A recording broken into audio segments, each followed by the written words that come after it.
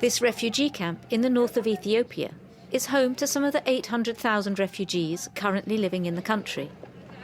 Most of them come from neighbouring nations, South Sudan, Somalia or Eritrea. Amongst them are numerous young people who, by fleeing their own country, have had to abandon their academic studies. Life in a refugee camp can be very challenging. You don't necessarily have access to energy, electricity, connectivity. Many refugee youth in Ethiopia, they might have the skills and the potential to pursue university, but they can be perhaps limited by other things because of the situation they're in. To give these young people a second chance, an unprecedented programme of university corridors has been launched by the United Nations High Commission for Refugees. This morning in the Ethiopian capital, the team is meeting with potential candidates who have applied for a scholarship to study in Italy. They are all refugees in Ethiopia. Once you leave from your country, you separate from your family. You don't know the country, you have to know the language. You don't have any support.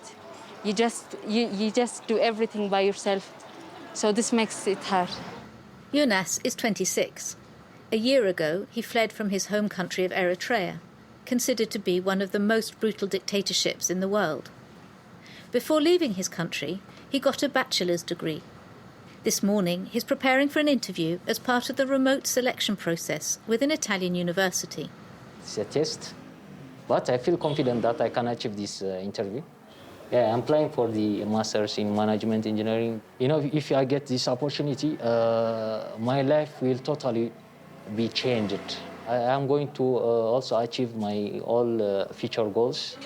A few minutes of interview behind closed doors to try and succeed in getting one of the 43 scholarships available this year.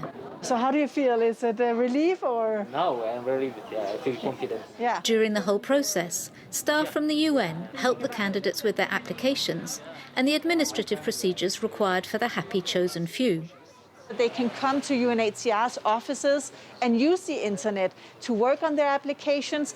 We help them with the documentation they need to travel and the permit to leave the country for the successful candidates who will then travel to Italy.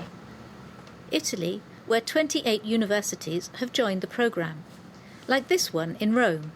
I review your application. So you have a bachelor degree in computer science. And which programming language did you study? The programming language they taught us is in our college, Java. Here, candidates are selected based on merit, their education and their academic goals. The selection process is very difficult. We only take the best candidate to whom we then offer a master's course that will depend on their field of expertise. Bereket comes from Eritrea. He is one of the students selected during a previous application process. The Italian Interior Ministry has given him a student visa so he can complete a master's in finance, a course that is entirely in English. I study in Ethiopia, so the curriculum, the system is different. Some courses that I haven't covered there, but so I need to catch up here in the beginning. But the good thing is they have here a tutor office. I get all the help I need. Bereket can dedicate 100% of his time to his studies because all the costs of university life in Italy are taken care of. All the costs are covered, starting with the university fees, which are the most important part of those costs, but also the canteen, housing, books, and they also get some pocket money for personal spending.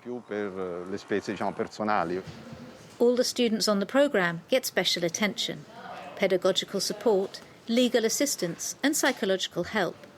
Everything is organised by a group of charitable organisations and volunteers in collaboration with the UN offices in Rome. They're not just foreign students in Italy, but people who have experienced extremely difficult situations and despite all that have continued to study. A refugee who has the opportunity to continue his studies has more of a chance to rebuild his life and can think of one day returning home with the capacity to contribute to the reconstruction of his own country. It is estimated that only 3% of refugees around the world have access to a university education.